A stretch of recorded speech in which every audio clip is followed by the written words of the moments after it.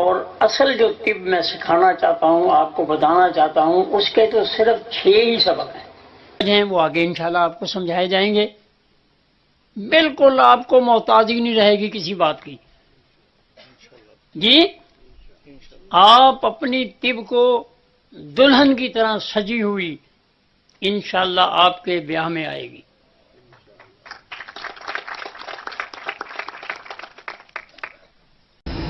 سبق، سب سے پہلے صحت کی نبضیں ایک نصاب کا حصہ ہونی چاہیے۔ سبق نمبر 1، صحت کی نبضیں۔ اس کے بعد عمر کی نبضیں کہ نوجوان آدمی کی نبض کیا ہے، صحت والی، بچے کی نبض کیا ہے، صحت والی، عورت کی نبض کیا ہے، صحت والی، حاملہ کی نبض کیا ہے، صحت والی۔ 2 سبق۔ اور صحت والی نبض بگڑنے کی 2 صورتیں، کوئی لمبا چوڑا پریشانی والا نظام نہیں ہے، صرف 2 صورتیں، 3 سبق۔ بگڑی ہوئی نبض کے 6 مدارج، 4 سبق۔ اور بگڑی ہوئی نبض کے 6 مدارج کے ساتھ 6 ادویہ پہلے ہی موجود ہیں، وہ آپ صابر صاحب سے پوچھ لیں یا طب یونانی والوں سے پوچھ لیں۔ یہ درجے 6 ہیں، اسی لیے یہ 6 دوائیں بھی ہیں، ہم نے ان پہ غور و فکر کرنا چھوڑ دیا ہے۔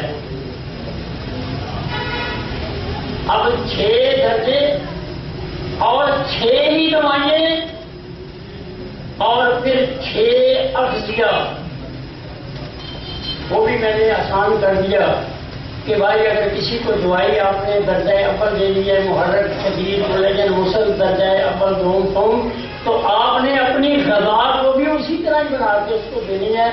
ایسا نہ کریں کہ دوائی مسل دے رہے ہیں اور گوشت کی بوٹیاں کھلا رہے ہیں تو اسے بھائی پکانا کہاں سے آئے گا، وہ پریشان ہوگا۔ تو میری اس طب کے ان 6 سبقوں پہ غور و غوص کیا جائے، اس کو سمجھا جائے، اور آج کے طالب علم میں اس نصاب کو ڈال دیا جائے۔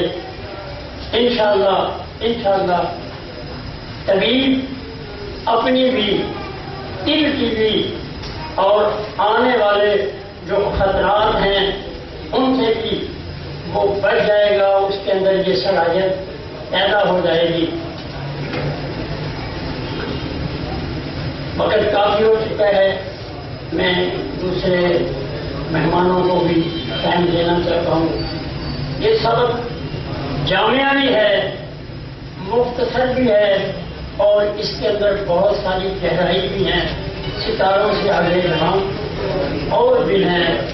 عزیزان محترم، زخم لگے ہیں کاری طب پر، زخم لگے ہیں کاری طب پر، پہلے اس کی فکر کرو، یہ بعد میں دیکھا جائے گا کہ کس کی کارگزاری ہے۔ اس راہ سے پہلے گزرے ہیں رہبر بھی، کچھ راہزر بھی، نقش قدم پہچان کے رکھنا کہ آپ کی ذمہ داری ہے۔